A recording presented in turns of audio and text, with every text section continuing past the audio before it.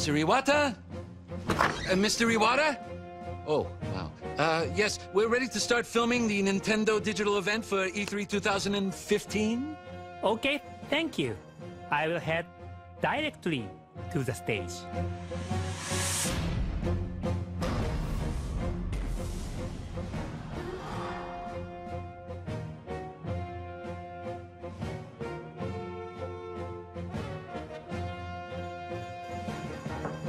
Reggie, are you ready for the digital event? Nintendo 62, Nintendo 63, Nintendo 64. My puppet body is ready. Huh?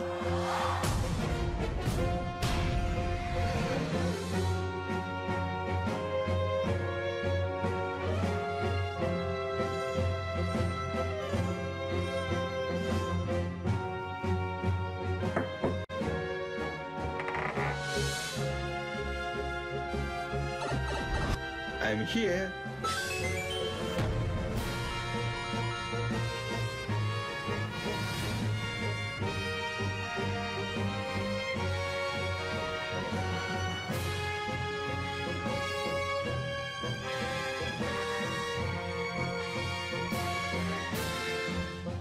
Mr. Miyamoto? Oh, yes.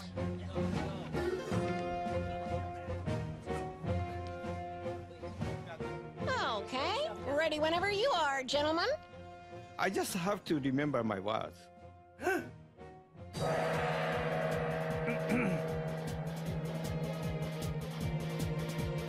Huh? Look, look!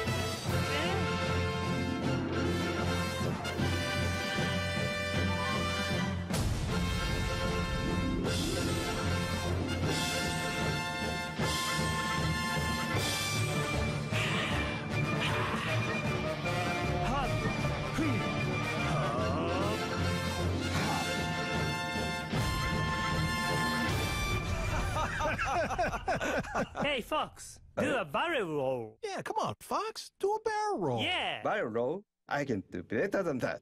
Check this out.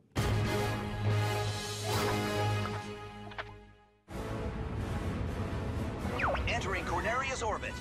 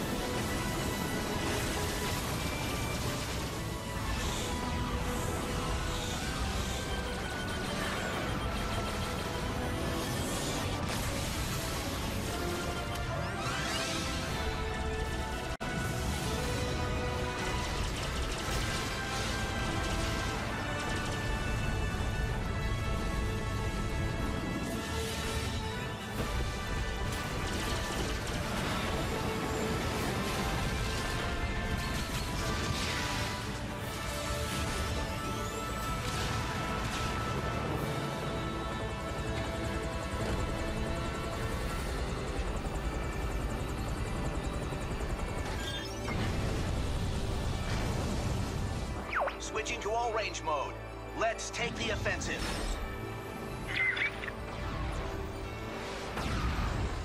Do a barrel roll.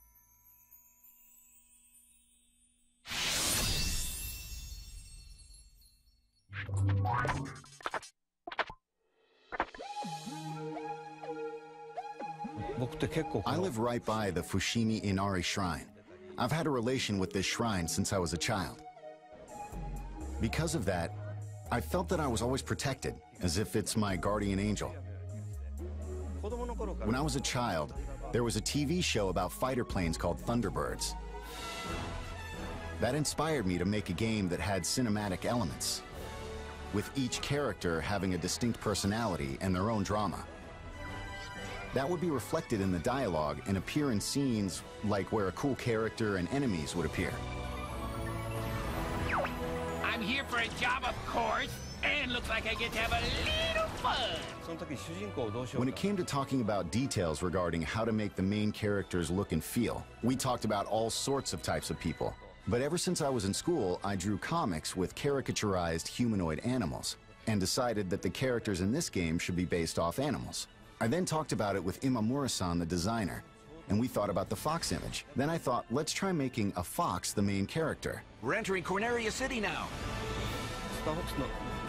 When there's an arch, you want to go under it, right? That's the kind of game I wanted to make. Thinking about the shrine, this place is known for the row of arches. So we went with this idea to create a game where you would fly through different arches.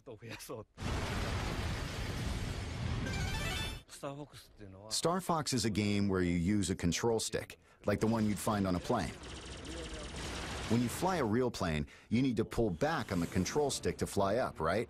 Similarly, you can use the gyro on the gamepad to look all around and feel really immersed in the game. We'd like people to play as if they are flying a real plane. It's really exciting.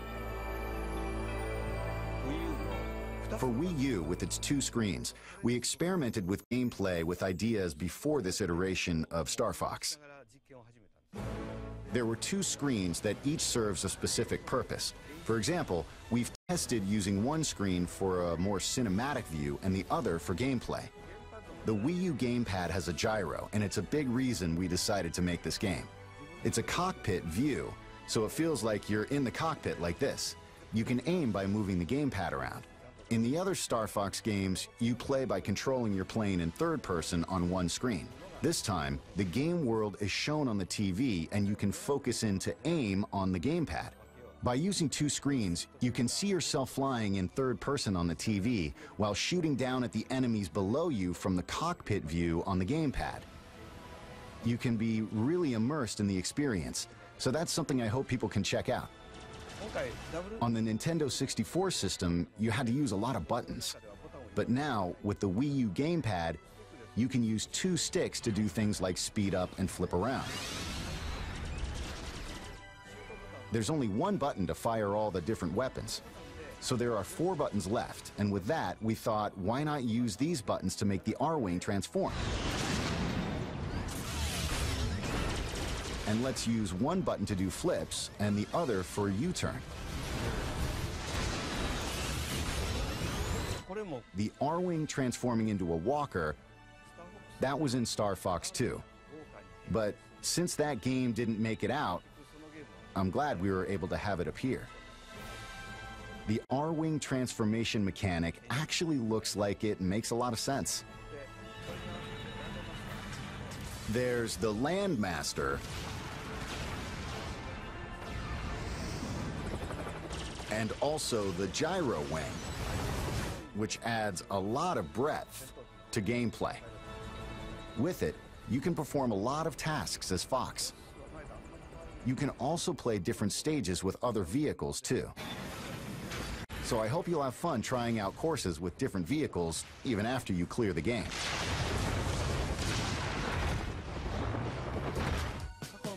We've rebuilt the game using ideas from the past, but it's not a Part 4 or Part 5. It's not a remake either, so we named it Star Fox Zero this time. The subtitle Zero was taken from how the kanji character looks in calligraphy. Star Fox is based off of the Japanese culture that inspired me, so I wanted people around the world to see this cool kanji character in the logo. When I saw it, it reminded me of a foxtail. We wrote the character with a brush and added the logo. It looks cool.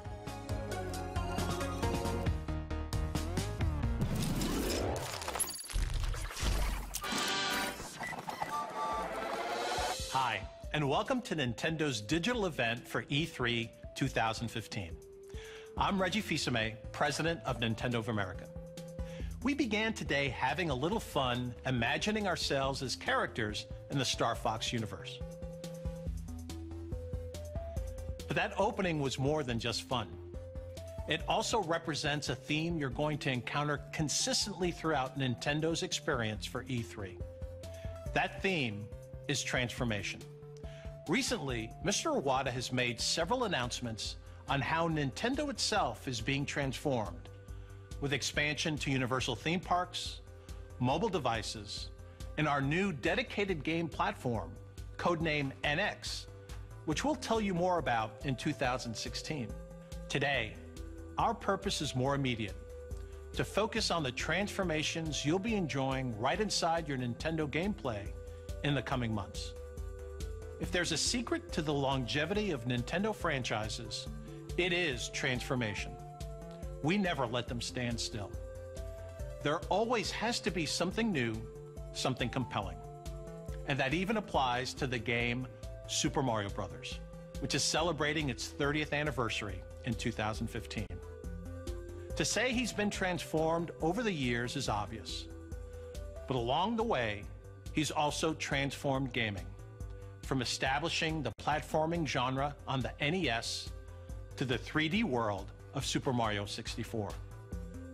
Later this year, Super Mario Maker will take the next step by turning the essence of game creation over to you, our fans. Now, players will become creators as you build your own Mario levels that can be shared globally with friends. And who knows, maybe even I'll be playing, and of course beating, your latest creation. Finally, nothing in our history has transformed our franchises quite like Amiibo. And as you'll find out this week, there are more new Amiibo on the way and more games for them to inhabit. In fact, right now, let's see how Amiibo are about to show up in a totally unexpected way.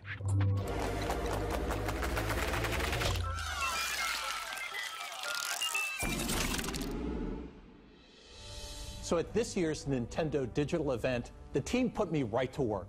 So I'm pleased to be here with Karthik Bala from the Vicarious Vision studio at Activision. And Karthik, we've got some great news to share. Yeah, so, the hallmark of the Skylanders franchise has always been deliver brand new innovation and the highest quality game experience. For the first time, we're bringing a whole new toy category to life. We're bringing vehicles to life this year with our new game, Skylanders Superchargers, and really blending it to this epic vehicle adventure. But there's more to it, right? We've got 2 unexpected guest stars. So introducing turbocharged Donkey Kong and his vehicle, the Barrel Blaster. We also have Bowser. This is Hammer Slam Bowser, and his vehicle, the Clown Cruiser. Bowser is always my favorite. I don't know why people say that I look like Bowser and at times act like Bowser. As you're playing as these figures, as you have the various vehicles, what happens? So they have complete move sets and upgrade trees of powers and abilities, some of which are natural, things that you would expect, like Donkey Kong throwing barrels and Bowser slamming down his hammer, but also really unexpected moves that harken back to elements of lore within the 30 years of history of these characters. What else can these figures do? If you put the figure on a Skylanders portal, they act as a Skylander, but you can twist the base and switch it to Amiibo, and it can be used as an Amiibo in another Nintendo game. So again, these characters, these vehicles, only playable on Nintendo.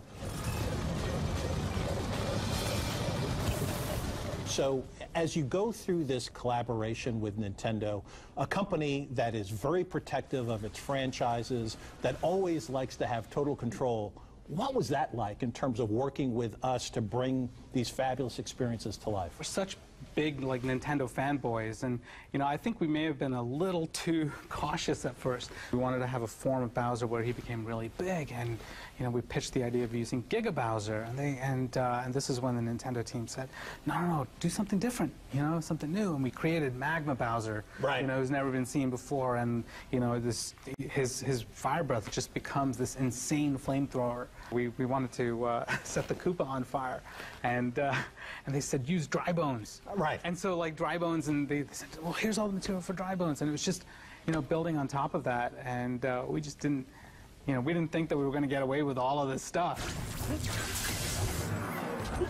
Karthik, thank you so much for sharing this information. And throughout the entire week, we're going to be sharing more and more information. You and your team are going to grace us at Nintendo Treehouse Live, and there's going to be a lot more information to share. I'm super excited. Fantastic. Thank you. I wonder what's next.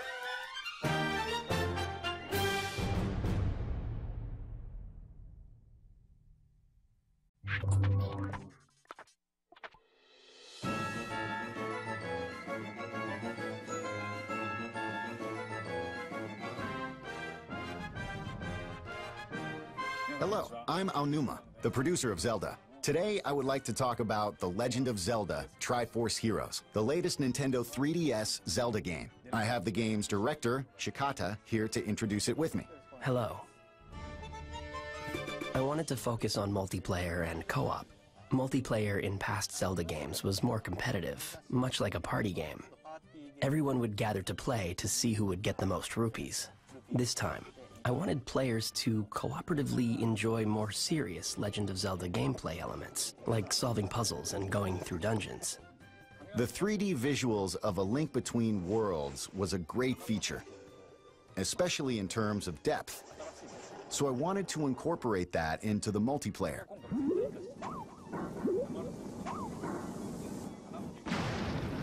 So that's why we came up with the totem mechanic. Co-op was fully realized with the totem mechanic.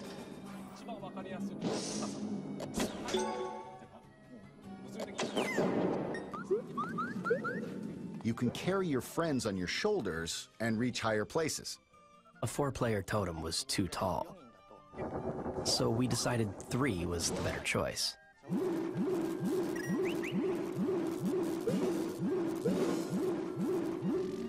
For single player, there are supporting doll-like characters. There are 2 of them, and you can beat a level by switching between Link and these 2 dolls. The story starts in a kingdom that is just full of fashion-savvy people. Then, we find out something has happened, so the king is looking for a hero who could help. So different players are each claiming to be the hero, and so it begins. Using items to defeat enemies and conquering dungeons is a familiar staple from other Zelda games. So it should appeal to fans of the series. This time, there's also a fashion element, where you collect items to create new outfits with new abilities. By buying and equipping these different clothes, your abilities change. So the same courses will offer different experiences depending on what you wear.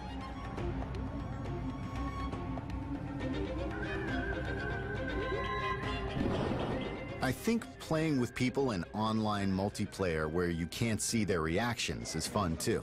I hope people invite others to try out the game with them as well.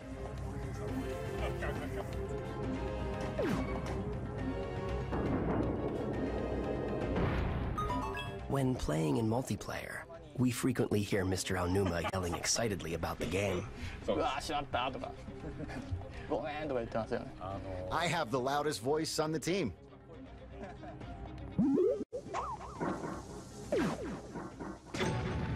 Also for Nintendo 3DS, we have another new game.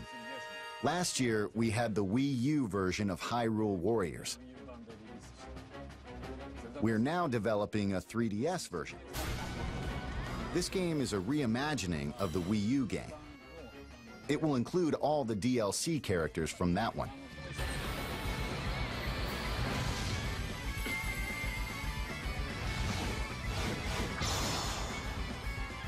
We are also adding additional characters and stages from The Legend of Zelda: The Wind Waker to expand the gameplay. Hyrule Warriors is not like the Zelda games I create. It is an experience only Koei Tecmo can really bring to life.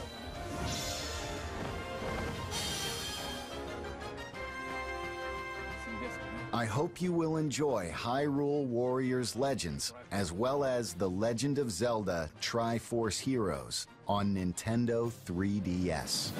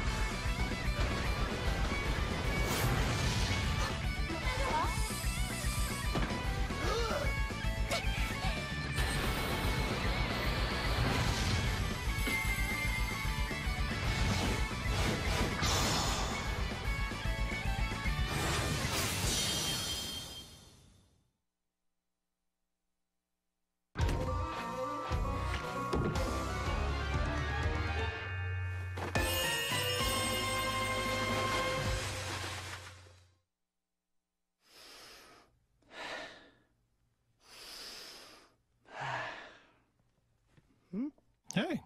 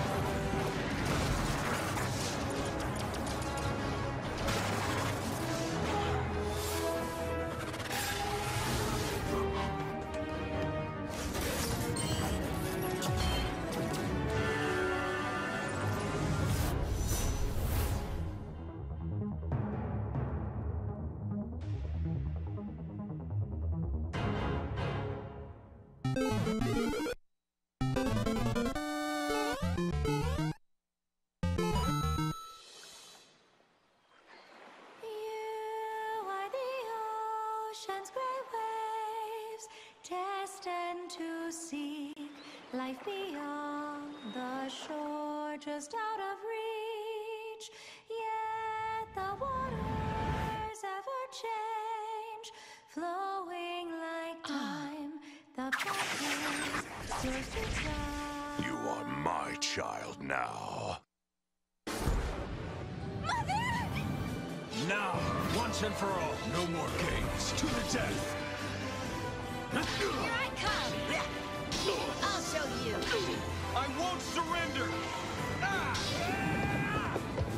Now pay for your betrayal!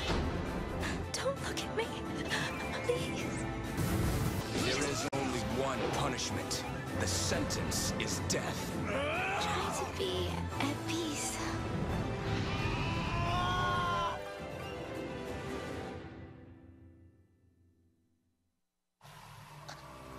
Kill me if you want, but do it as yourself.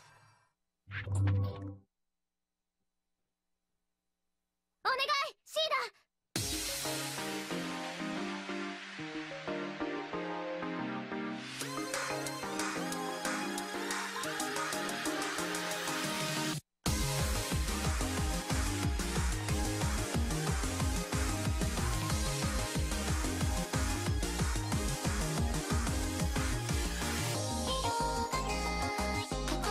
私はシーダ。あなたは翼という名前なの？人類の天敵に対抗し得るもの、それがミラージュマスターよ。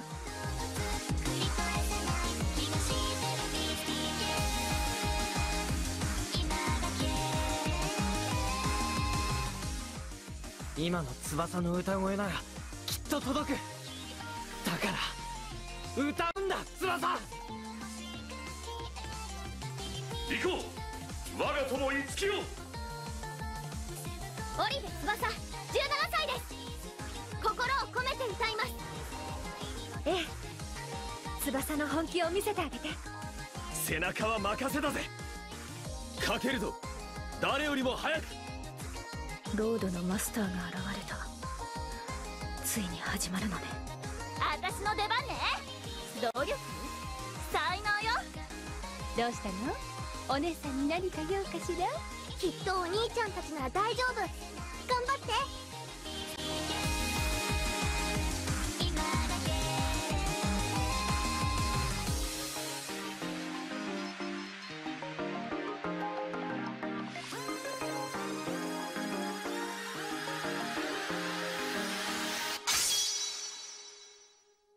一緒に行こう、クロム。運命を超える。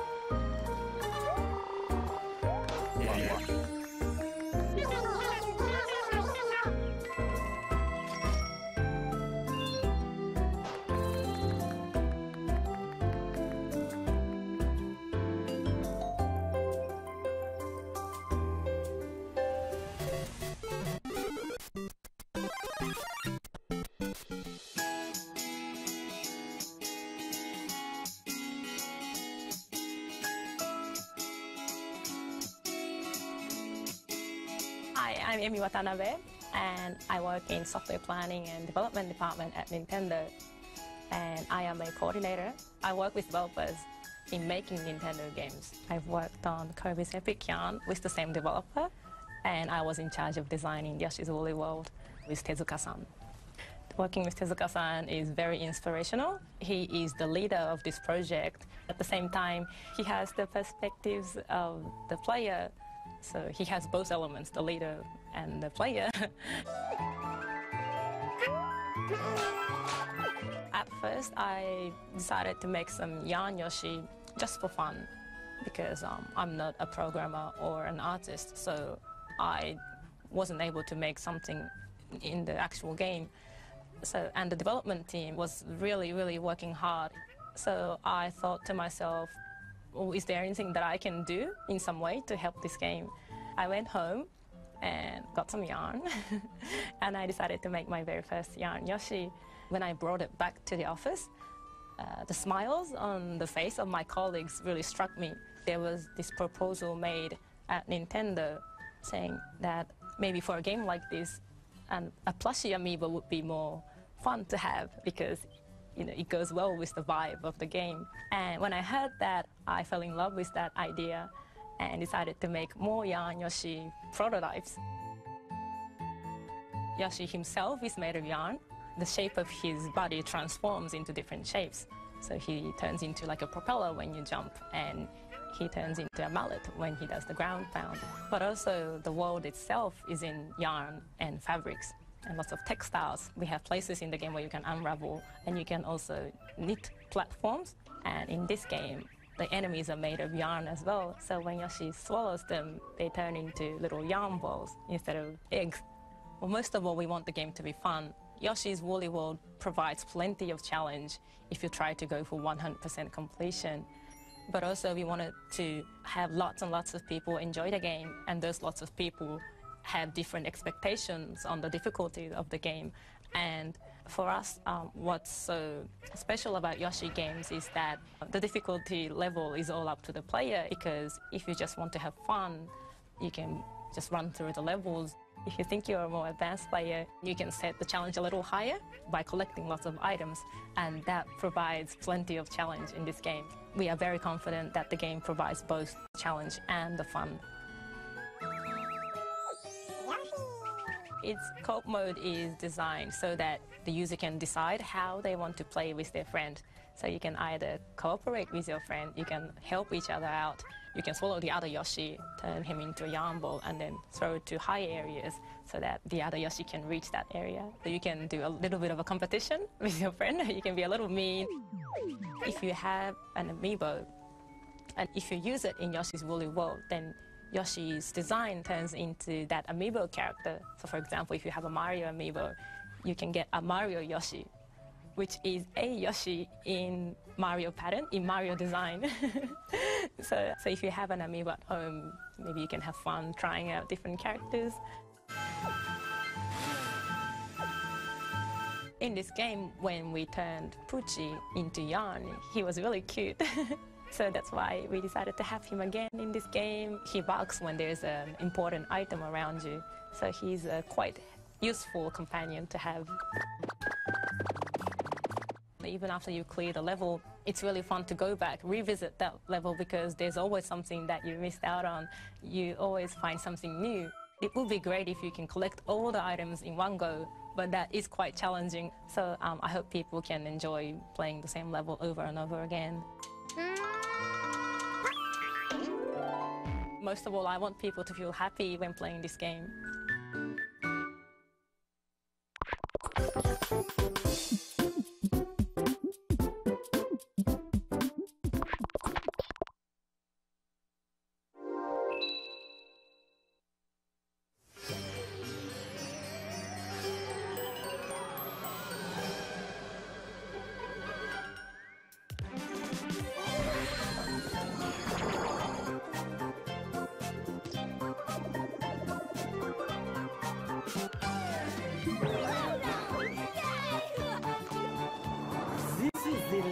Think you understand yokai a little better now?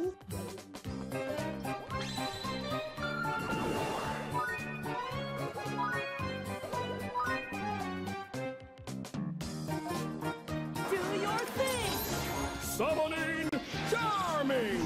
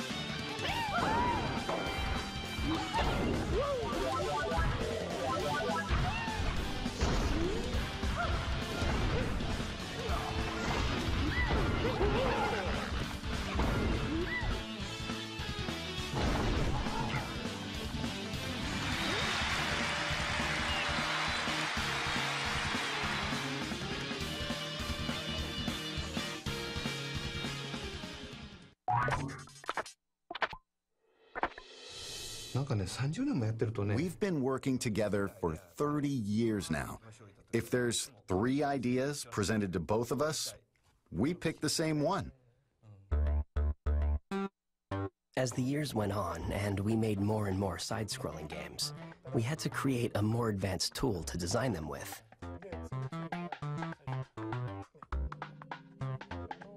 This became the basis of Super Mario Maker. The tool got so good that the more we worked with it, the more we realized we could also turn it into something everyone could enjoy.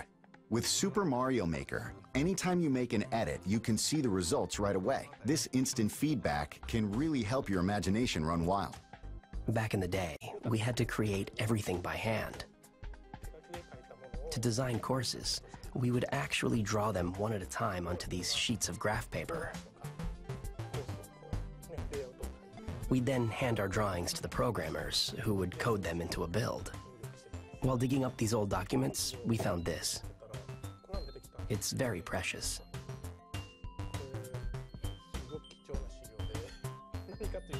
When we first thought of the idea of Super Mario Brothers, we had a concept of land, air, and sea. See this old sketch of Mario throwing fireballs from a moving cloud? You can now do that in Super Mario Maker. You can even control where the cloud flies. In the old days, when we needed to fix or change part of the course, it would get really messy if we tried to edit the original drawing. So we'd put this see-through paper on top to make edits. A lot of things might look familiar, but you can combine various elements from the different games to create entirely new stuff. Like stacking different enemies on top of each other to make a huge tower, and then putting a bullet bill on top.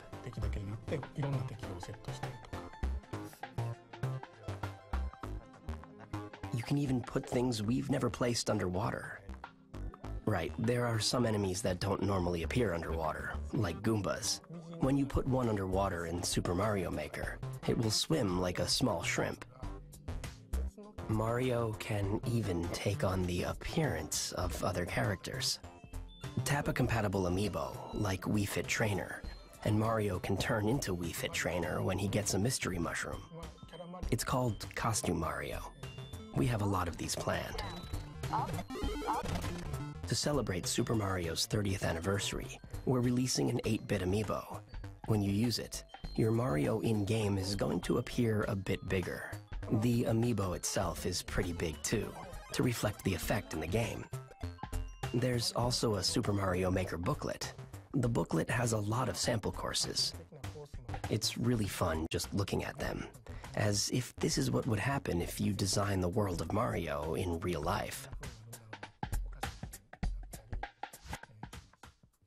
Most times, I start by making a course I want to play, which is usually like a 2-1 or 2-2. Once that's done, we try to make it a little easier, so we move on to making 1-1. It's always like that. I may come across as a mean person by saying this, but in 1-1, there's a Goomba, which is clearly an enemy, but there's also a super mushroom, and you might run when you first see it. You run, but there's a block above, so you can't run. So if you jump, the ceiling is low, so you usually hit it.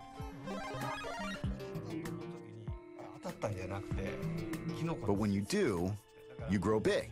It's a surprise. There are stairs, but there are gaps. But the first gap has a floor, and the second one is the one you want to avoid because it's bottomless. So it's a tutorial in a sense. We put a lot of thought into those types of things. When playing a Mario game for the first time, it's a challenge to run and jump at the same time. New players usually fall into the first pit because they can't make the jump. But they learn from it. They usually fall into it because they can't make it. It's like game design training software. Try it if you want to get into game design.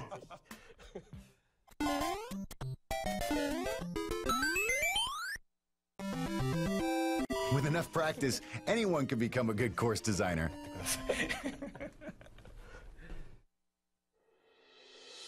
Earlier I said that Nintendo's experience for E3 is all about transformation. And while we've given you a sneak peek of some of our games coming later in 2015, there's still much more to share. Next, Nintendo Treehouse Live at E3 begins.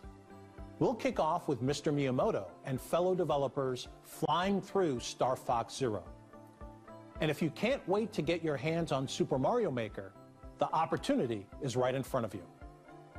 On Wednesday, from 4 p.m. to 9 p.m., and Saturday from noon until 5 p.m. local time, you can walk into any of more than 100 Best Buy stores in the US and Canada and experience the game for yourself, firsthand. You can find the details of all of our activities this week at e3.nintendo.com. To close, as anyone transforms, be it a person or a company, it's good to reflect on where you've been to help guide where you go next. Over the past 30 years, more than 1 billion people around the world have played a Nintendo game. And most of them have played as gaming's biggest star, Mario. From the music, to the costumes, to the characters, Super Mario isn't just Nintendo's mascot. There's a little piece of him, and certainly memories of his adventures, inside all of us.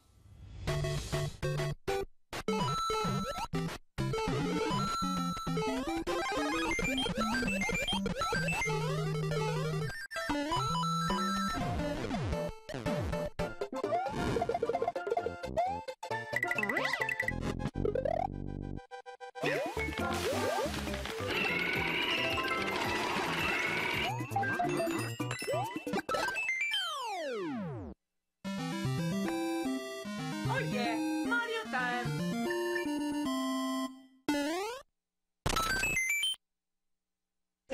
Mario.